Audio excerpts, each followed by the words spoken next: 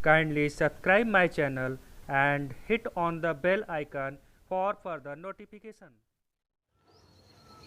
Hello बच्चों, मैं मनोज पांडे अपने आप के इस खूबसूरत और प्यारे से चैनल एमएस कोचिंग इंस्टीट्यूट में फिर से स्वागत करता हूं एक नए वीडियो के साथ। बच्चों, अभी हम लोग क्लास 10th मैथ में चैप्टर नंबर 5 को कंटिन्यू कर रहे हैं, जिसमें एक्सरसाइज 5.3 के क्वेश्चन नंबर 15 तक लास्ट वीडियो तक हमारा कंप्लीट हो चुका था। अगर वो सारे वीडियोज़ आपको देखना है तो आप प्लेलिस्ट में जाकर के देख सकते हैं। ठीक है, क्वेश्चन नंबर 16 अभी हम लोग स्टार्ट करेंगे। क्वेश्चन 16 आपकी स्क्रीन पर दिख रहा है, मैं पढ़ रहा हूँ। पहले आपको मीनिंग को समझना है, फिर क्वेश्चन को अच्छे से सॉल्व करना है। देखिए क्वेश्चन नंबर 16 क्या बोल रहा है। अ सम of ₹700 is to be used to give 7 cash prizes to student of a school for their overall academic performance. If each prize is ₹20 less than the preceding prize, find the value of each of the prizes. बहुत simple सा question है। क्या बोल रहा है कि 700 रुपये total है, हमें 7 बच्चों में उसको डिस्ट्रीब्यूट करना है, यानी प्राइस के तौर पर 700 रुपये को 7 बच्चों में बांटना है। लेकिन उसके लिए कंडीशन क्या है कि हर बच्चे को उसके पहले वाले बच्चे से 20 रुपये कम मिलेगा। फॉर एग्जाम्पल मैं आपको ऐसे सिंपल में समझा दूंगा कि जैसे मान लीजिए 100 रुपये है, तो पहले बच्चों को अगर 100 रुपये मिला तो दूसरे को उससे कम मिलेगा, 80 मिलेगा। फिर तीसरे को उससे 20 कम मिलेगा, यानी 60 मिलेगा। फिर नेक्स्ट वाले को 40 मिलेगा, फिर 20 मिलेगा। ऐसे ये सिर्फ समझाने के लिए है, ये आंसर नहीं है। ठीक है, मैं एग्जाम्पल के तौर पर समझा रहा हूँ। तो बहुत ही सिंपल सा क्वेश्चन है। यहाँ पर एपी बनेगा डेफिनेटली, क्योंकि 20-20 कम हो जा रहा है तो कॉमन डिफरेंस -20 है। सिंपल सा देख के बात समझ में आ रहा है। तो एक काम करते हैं, मान लेते हैं जो फर्स्ट प्राइज है वो क्या है, ए है। ए मान लो, पी मान लो, आप जो भी मान लो, आपके ऊपर डिपेंड करता है। तो मैं ऐसे करके मान लेता हूँ, लेट फर्स्ट प्राइज बी ए। इसलिए मैं इसलिए मान रहा हूँ क्योंकि हम लोग हमेशा फर्स्ट टर्म को ए मानते हैं। आप यहाँ पे पी भी मान सकते हो, प्राइस है तो ठीक है, कुछ भी मान सकते हो। देखिए अगर हमने फर्स्ट प्राइज को ए माना तो अकॉर्डिंग टू क्वेश्चन हमारे पास जो एपी सीरीज बनेगा वो क्या बनेगा, तो मैं डायरेक्ट करके लिख लेता हूँ। According to question we have AP. क्या एपी बनेगा, देखिए पहला ए है, दूसरे को इससे 20 कम मिल रहा है तो a -20 कर लीजिए। तीसरे को फिर 20 से कम मिला तो a -40 हो जाएगा। क्यों कि -20 -20। ठीक है, थर्ड अगर मैं बोलूँ तो a -60 हो जाएगा। आई होप आप समझ पा रहे हो। सो ऑन ऐसे करके, हमको तो पता नहीं कि ये लास्ट में कहाँ तक जाएगा। बात समझ में आ रहा है। चलिए आगे बढ़ते हैं। तो इस तरीके से हमारे पास देखिए ए पी मिल गया। तो अगर मैं बोलूँ बच्चों यहाँ पर फर्स्ट टर्म ए कितना है, तो ए का तो वैल्यू देखिए ए ही है। डी कितना है, डी का वैल्यू -20 है। अरे भाई इसमें से इसको माइनस करके देख लो, क्योंकि 20-20 कम हो रहा है तो -20 आएगा। घटा करके आप चेक कर सकते हो। और हमारे पास क्या दिया है, टोटल कितना रुपीज़ को हमको डिस्ट्रीब्यूट करना, 700। तो एस एन का वैल्यू दिया है। एस एन का वैल्यू कितना दिया है, 700।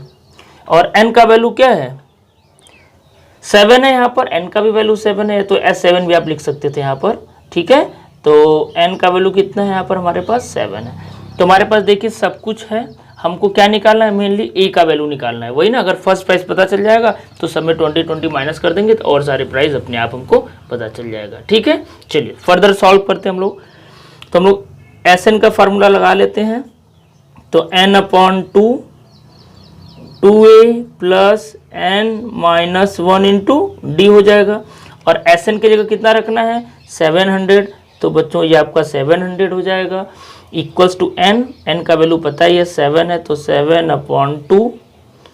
2a का तो वैल्यू a ही है, प्लस n का मतलब है 7 -1 और d का मतलब है -20। इसी को सिर्फ हमको कैलकुलेट करना है। देखिए 7 से डिवाइड करेंगे तो ये 100 हो जाएगा, और 2 से मल्टीप्लाई करेंगे तो ये 200 हो जाएगा। मैं डायरेक्ट कर दे रहा हूँ, समझ में आया भाई।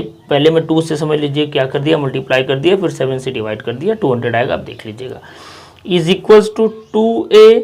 यहाँ पर देखिए 6 आएगा, और 6 2 जा -120 हो जाएगा। यही ना, -120 को उधर ले आइए तो आपको क्या मिलने वाला है, ध्यान से देखिए। 2a इज इक्वल्स टू -120 इधर आकर के प्लस हो जाएगा तो 320 हो जाएगा। मैं डायरेक्ट ही लिख लेता हूँ। तो a का वैल्यू कितना हो जाएगा, 320/2। और अगर आप 2 से डिवाइड करते हो बच्चों तो आंसर आपको क्या मिलेगा, 2 1 जा 2, 2 6 12 160। यानी ये समझ में आया कि जो पहला बच्चा था उसको जो कैश प्राइस मिला वो कितना मिला, 160 मिला। तो पहले का आ गया हमारे पास। तो कैश प्राइस 7 स्टूडेंट को क्या क्या मिला, तो करके मैं लिख लेता हूं ऐसे करके, कैश प्राइजेस, ठीक है, कैश प्राइजेस करके लिख लेते हैं, ये तो करके दिया है, कैश प्राइजेस, ठीक है, गिवन टू 7 स्टूडेंट्स आर, मैं डायरेक्ट लिख लूँ क्या, देखिए पहले को मिला 160, दूसरे को अब 20 तो कम करते जाना है, इतना तो आपको समझ में आ ही रहा है। तो 120 कम कर लीजिए तो 140 हो जाएगा, फिर 120 कम करेंगे तो 120, फिर 100, कितना बार लिखना, 7 बार, क्योंकि टोटल 7 बच्चों को बांटना है ना। ये 80 हो जाएगा, 1 2 3 4 5 6 एंड 7, आप सबको ऐड कर लीजिए, देख लीजिए आपका 700 आएगा। तो यही बच्चों आपका क्या हो गया, रिक्वायर्ड आंसर हो गया। आई होप आपको बहुत अच्छे से समझ में आया होगा, ठीक है। पहले बच्चे का पता चल गया तो हमको 20-20 कम करते जाना है, कहाँ तक, 7, टोटल 7 करना है। तो 1 2 3 4 5 6 7, यानी पहले बच्चे को 160 मिला और जो आखिरी बच्चा था उसको 40 मिला। तो इस तरीके से बच्चों ये हमारा कंप्लीट सोल्यूशन रहा इस क्वेश्चन का। वीडियो पसंद आया हो तो लाइक कर दीजिए। चलिए नेक्स्ट क्वेश्चन की तरफ हम लोग मूव करते हैं, जो क्वेश्चन नंबर 17 है। चलिए बच्चों, क्वेश्चन नंबर 17 आपकी स्क्रीन पर ये रहा। क्या बोल रहा है, ध्यान से देखिए। In a school student thought of planting trees in and around the school to reduce air pollution. It was decided that the number of trees that each section of each class will plant will be the same as the class in which they are studying. For example, a section of class 1 will plant 1 tree, a section of class 2 will plant 2 trees, and so on till class 12th. There are 3 sections of each class. There are 3 sections of each class. How many trees will be planted by the student? देखिए क्या बोल रहा है, ध्यान से, question बहुत ही आसान है, मीनिंग समझ जाओगे तो क्वेश्चन आपके लिए बहुत आसान हो जाएगा। एक कोई स्कूल है, वहाँ के बच्चों ने डिसाइड किया कि भैया हम लोग पेड़ लगाएंगे एयर पोल्यूशन को कम करने के लिए, ठीक है। और क्लास के बच्चों ने ऐसा डिसाइड किया कि जिस क्लास का बच्चा है उतना पेड़ लगाएगा। जैसे क्लास 1 वाले 1 पेड़ लगाएंगे, क्लास 2 वाले 2 पेड़ लगाएंगे, क्लास 3 वाले 3 लगाएंगे, ऐसे करके 12 तक के बच्चों को लगाना है, ठीक है। और यहाँ पर एक बात और बोल रहा है, there are 3 section in each class. अगर हर क्लास में 3 सेक्शन है तो बोला कि how many trees will be plant by the student. तो आप बताओ कि कुल कितना पेड़ बच्चों के द्वारा लगाया गया। समझ में आ रहा है। तो देखिए यहाँ पर भी बच्चों एपी बनेगा। देखिए पहला जो बच्चा है, मतलब पहले क्लास का जो बच्चे लोग हैं वो 1 पेड़ लगाएंगे, दूसरे क्लास वाले 2 पेड़ लगाएंगे, तीसरे क्लास वाले 3 पेड़ लगाएंगे, ऐसे करके 12 क्लास वाले 12 पेड़ लगाएंगे।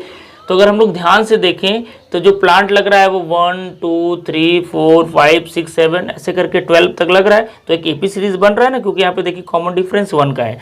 तो हमको सम बताना है, तो बस क्या करना है, सम निकालना आसान है। तो एक आपको एपी सीरीज मिल गया, 1 से लेकर के 12 तक का नंबर लिख लीजिए। कॉमन डिफरेंस 1 है, यहाँ पर ए भी 1 है, और एस और एन का वैल्यू 12 है, क्योंकि टोटल क्लास 12 तक है। फिर एस एन आपको निकाल लेना है। आई होप आपको समझ में आ गया होगा। चलिए मैं करके बताता हूँ। तो देखिए, चलिए मैं कर रहा हूँ क्वेश्चन को। अकॉर्डिंग टू क्वेश्चन, मैं लिख लूँ डायरेक्ट, अब लिख देता हूँ। According to questions we have AP हमको क्या मिलेगा, देखो पहले क्लास वाले 1 पेड़ लगाए, दूसरे क्लास वाले 2 लगाए, तीसरे क्लास वाले 3 लगाए, ऐसे करके dot dot dot dot last class वाला 12 पेड़ लगाया। देखिए यहाँ पर ये भी है कि हर क्लास में 3 सेक्शन है, तो हम लोग इसके हिसाब से एसएन निकाल लेते हैं, फिर उसमें 3 का मल्टीप्लाई कर देंगे, या आप ऐसे भी कर सकते हो, सब में 3 का मल्टीप्लाई करके ही आप लिखो, तो 3 6 9 ऐसे करके आपको मिलेगा। ये 12 3 जा 36 हो जाएगा, ठीक है। तो आप तो चाहो तो 3 से मल्टीप्लाई करके आप एपी सीरीज यहीं पर लिख लीजिए, या लास्ट में जो आंसर आएगा उसमें 3 का मल्टीप्लाई कर देना, दोनों का मतलब सेम ही है। क्योंकि ये बोल रहा है ना कि हर क्लास में 3 सेक्शन है, तो सेक्शन वाइज पेड का जो भी है डिस्ट्रीब्यूशन वो बता रहा है। समझ में आ रहा है मेरी बात? आपको समझ में आ रही होगी, ठीक है। चलिए आगे बढ़ते हैं। देखिए अब क्या करेंगे हम लोग, अब अगर हम लोग एपी सीरीज से ए बोले तो कितना है 1 है, डी कितना है भाई 2 में से 1 माइनस करोगे तो 1 ही आएगा, एन कितना है 12 है भाई, टोटल 12 क्लास है। तो अगर मैं बोलूँ एस एन का फार्मूला आप बताओ तो आपको पता ही है n/2 2a plus n minus 1 into D. S N ही तो आपको बताना, एस एन मतलब S12, टोटल 12 है तो 12 लिख लेते हैं। तो ये 12/2, 2a का मतलब 1 है plus 12 minus 1 into 1। Further solve करेंगे तो ये हो जाएगा 6, यहाँ मिलेगा 2, यहाँ मिलेगा 11 1 जा 11 प्लस 11, ठीक है।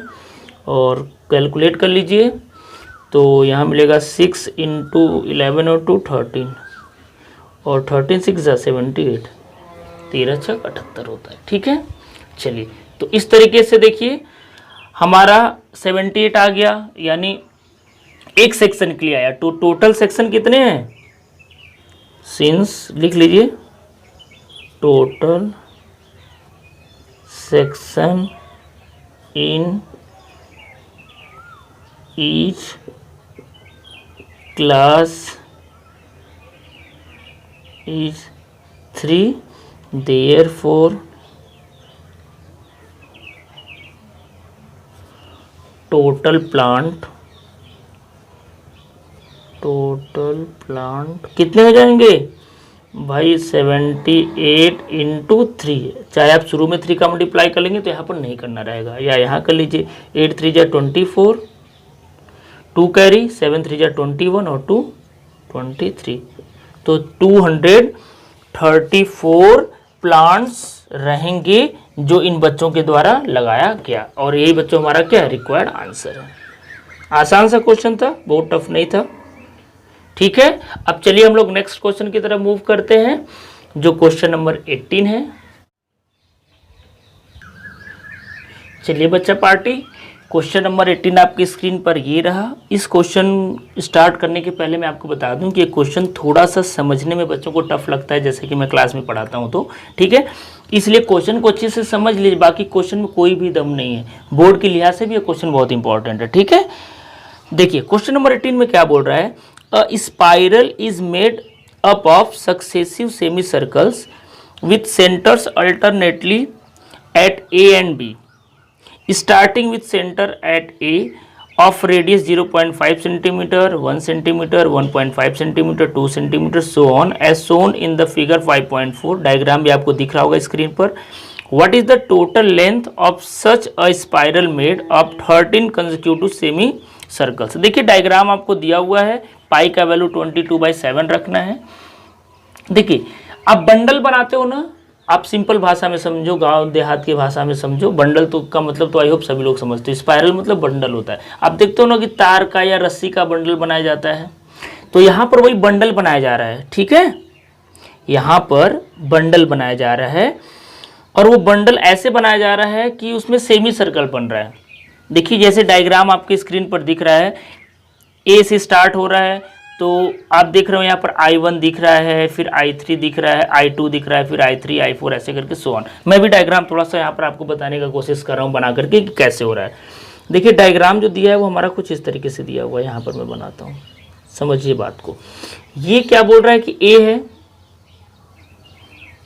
और जब आप यहाँ से ऐसे लपेटना शुरू करोगे, ये देखो सेंटर है, ठीक है, तो आप ऐसे लपेटना शुरू करोगे ना भाई, ऐसे करके लपेटना आप शुरू करोगे, ऐसे थोड़ा सा हमको दूर दूर बढ़ाना पड़ेगा क्योंकि आप समझ नहीं पाओगे नहीं तो, ठीक है। ऐसे करके ये बंडल बनता जाएगा, ठीक है। तो देखिए एक बार में ये जो मोटाई हो रहा है इसका, यही बोल रहा है कि 0.5 है, ये वाला जो पार्ट है ये 0.5 है। वैसे ही जब सेकेंड वाले को आप यहाँ से यहाँ तक का मोटाई देख रहे हो तो ये बोल रहा है कि 1 सेंटीमीटर। ऐसे तीसरा अगर आप करोगे तो 1.5 है, ऐसे करके आपका ये बढ़ता जा रहा है, समझ में आ रहा है। अब देखिए हमको बताना कि जो टोटल लेंथ होगा, यानी ये जो ऐसे आप लपेट रहे हो ना, ऐसे करके ऐसे करके ऐसे करके जो आप लपेट रहे हो ना, तो अगर हम लोग 13 बार इसको लपेटे, 13 टाइम्स लपेटे, तो इसका टोटल लेंथ कितना होगा।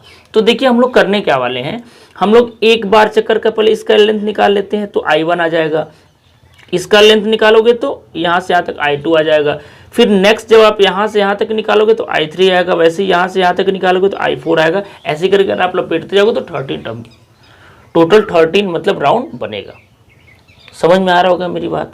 अब हम लोग ये काम करते हैं, यहाँ से यहाँ तक का लेंथ निकाल लेते हैं। इसको देखिए डायग्राम में आपके I1 बोल रहा है, इसके डायग्राम के क्या बोल रहा है, I1 बोल रहा है। आपका डायग्राम ऐसे स्क्रीन पर दिख रहा होगा, ठीक है, ये I1 बन रहा है, ठीक है। वैसे ये आपका जो लेंथ सेकंड वाला सेमी सर्कल का I2 है। तो हम लोग ये काम करते हैं, I1 I2 I3 ऐसे करके एक बनाते हैं और देखते हैं कि ये AP बन रहा है क्या। वैसे AP ही बनेगा क्योंकि AP का चैप्टर है तो AP बनेगा, ठीक है। तो हम लोग लेंथ निकाल लेते हैं, ठीक है। Length of the first semi circle ऐसा करके लिख लेते हैं, length of first semi circle, इसको हम I1 मान लेते हैं। तो देखिए सेमी सर्कल बोलिए या हाफ सरकमफरेंस बोलिए या हाफ पेरीमीटर बोलिए, सबका मतलब एक होता है। एक कंप्लीट राउंड होता है तो उसको हम लोग सरकमफरेंस बोलते हैं, और सरकमफरेंस का फार्मूला तो आप जानते होंगे 2πr होता है। तो अगर मैं बोलूँ सेमी सर्कल तो उसका आधा, तो 2πr का आधा करोगे तो 2 कैंसिल आउट हो जाएगा, क्या मिलेगा, सिर्फ πr मिलेगा। अब देखिए यहाँ पर मैं R1 लिख दे रहा हूँ, क्यों, क्योंकि देखिए पहले सेमी सर्कल के लिए रेडियस R1 है मान लेते हैं, दूसरे के लिए R2 है, तीसरे के लिए क्योंकि बंडल मोटा होता जा रहा है तो रेडियस बढ़ता जा रहा है ना, तो यहाँ रेडियस में भी बदलाव हो रहा है, ठीक है। तो पहला हमने R1 माना, दूसरा R2 मानूंगा, फिर R3 ऐसे करके आप मान सकते हो। तो πr1, अब पाई का मतलब हम अभी पाई रहने दीजिए, हम लोग लास्ट में कैलकुलेट करके 22/7 लिख लेंगे, तो ऐसे थोड़ा आसानी रहेगा। तो ये हो जाएगा पाई, और R1 का मतलब कितना, देखिए 0.5, 0.5 का मतलब आधा होता है, आधा मतलब 1/2, तो आप इंटू 0.5 बोलो, चाहे 1/2 में लिख दे रहा हूँ, तो इतना सेंटीमीटर लिख दे रहा हूँ। ऐसे थोड़ा सा लिखूंगा तो कैलकुलेशन में आपको आसानी रहेगा। अब लेंथ ऑफ सेकेंड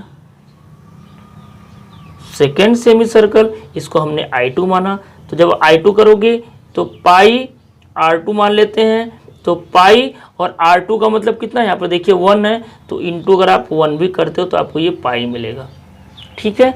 ऐसे ही length of third semicircle, इसको I3 मान लीजिए, तो क्या हो जाएगा, पाई R3 मतलब ये तीसरे के लिए, तो तीसरे में फिर देखिए 0.5 ऐड होता जा रहा है ना। तो अगर आप भाई 1 में 1.5 ऐड करोगे, सॉरी 1 में 0.5 ऐड करोगे तो 1.5 आएगा, और 1.5 का मतलब क्या होता है, 3/2 होता है, क्योंकि मैं फ्रैक्शन के फॉर्म में लिख रहा हूँ ना, तो मैं यहाँ भी फ्रैक्शन को, तो क्या हो जाएगा 3π/2। 3π/2 समझ में आया कैसे हुआ, थोड़ा सा ओरली भाई समझो, क्योंकि लिखूंगा तो बहुत लंबा हो जाएगा। 1.5 है ना, 1.5 का मतलब 3/2 होता है, आप 3 को 2 से डिवाइड करके देख लो। तो ऐसे करके आप ये सीरीज बनता गया। तो अब हम लोग अगर इसको AP के फॉर्म में लिखें तो हमारे पास AP क्या मिलेगा, तो वी हैव AP, यानी AP सीरीज हमारे पास क्या मिलेगा भाई, पहला देखो π/2 मिला, दूसरा क्या मिला, पाई मिला, फिर 3π/2 मिला, फिर ऐसे करोगे तो देखना आपको 2π मिलेगा, ऐसे करके ये सो ऑन हो जाएगा, यानी ऐसे करके 13 टर्म तक ये जाएगा। तो देखिए एक AP मिला जिसका कॉमन डिफरेंस आप इसमें से इसको माइनस करो, देखो π/2 आएगा, इसमें से इसको माइनस करो π/2 आएगा, सब में π/2 ही आएगा कॉमन डिफरेंस, ठीक है। तो यहाँ पर A का वैल्यू अगर मैं बोलूँ कितना है तो π/2 है, D का वैल्यू कितना है तो पाई माइनस π/2 करके देख लो, पाई माइनस π/2 करके देख लो भाई, एक में से आधा घटाओगे तो आधा ही तो आएगा, तो ये कॉमन डिफरेंस भी π/2 ही आएगा। टोटल कितना टर्म है 13, क्योंकि 13 बार लपेटा जाता है बंडल को, तो n 13 हो गया। तो भाई हमारे पास A है, D है, N है, तो क्या हम लोग SN नहीं निकाल सकते हैं, SN ही तो निकालना है। तो चलिए SN का वैल्यू क्या हो जाएगा, पहले फार्मूला लिखिए n/2 2A plus n-1 into D, यही होगा। चलिए वैल्यूज रख लेते हैं, n का मतलब है 13, तो 13/2 2 इंटू ए का मतलब है पाई बाई 2, अभी पाई रखिए, बाद में हम लोग पाई का वैल्यू लास्ट में रख लेंगे, ठीक है। प्लस 13 माइनस 1 इंटू डी, और डी का भी वैल्यू क्या है, पाई बाई 2 है। तो एस एन कितना आ जाएगा हमारा 13/2, ये हो जाएगा, देखिए 2 तो कैंसिल आउट हो गया, क्या बचा, सिर्फ पाई बचा, और यहाँ पर 12 पाई बाई 2 यानी 6 पाई बचेगा, तो प्लस 6 पाई। देखिए 13 में 6 घटाओगे 12 आएगा, और 12 को 2 से डिवाइड कर दो तो 6 आएगा, और 6 पाई हो गया। फर्दर कैलकुलेट कर लीजिए, तो 13/2 इंटू 6 और 1 7, तो 7 पाई। अब पाई का वैल्यू रख लीजिए, ठीक है, ये टाइम आ गया रखने का। तो 13/2 इंटू 7 इंटू पाई का मतलब होता है 22/7, जो कि आपके क्वेश्चन में भी दिया है। देखिए 7 कैंसिल आउट हो गया, 2 से काटिए तो 2 1 जा 2, 2 1 जा 2, 11 हो गया। तो अगर हम लोग देखें तो S N is equals to, तो 13 इंटू 11, 11 3 जा 33, और 11 1 जा 11, और 3 14 हो जाएगा। भाई मल्टीप्लाई कर लीजिए ना, 11 3 जा 33, 3 कैरी हो गया, 11 1 जा 11, और 3 14, और ये किस में है, सेंटीमीटर में दिया, तो ये सेंटीमीटर, और यही बच्चों आपका रिक्वायर्ड क्या है, आंसर है। समझ में आया? क्वेश्चन थोड़ा सा कैलकुलेशन है, लेकिन कैलकुलेशन भी बहुत टफ नहीं है। अगर आप ध्यान से देखोगे तो ये क्वेश्चन आपको बहुत ही आसानी से बनेंगे। मेन देखिए बच्चों, क्वेश्चन को समझना ज़्यादा जरूरी है। तो इस तरीके से ये आपका रिक्वायर्ड आंसर है। तो इस वीडियो में हम लोग इतना तक ही देखते हैं। अगर क्वेश्चन समझ में आया हो तो प्लीज़ आपसे रिक्वेस्ट करूँगा कि वीडियो को लाइक करिए। फर्स्ट टाइम विजिटर आप हमारे चैनल पर हो तो चैनल को सब्सक्राइब करिए। नेक्स्ट वीडियो में इस एक्सरसाइज के 2 क्वेश्चन है, दोनों क्वेश्चन को हम लोग कंप्लीट करेंगे, ठीक है। तो इस वीडियो में इतना तक ही, नेक्स्ट वीडियो में हम लोग मिलेंगे, तब तक के लिए थैंक यू सो मच।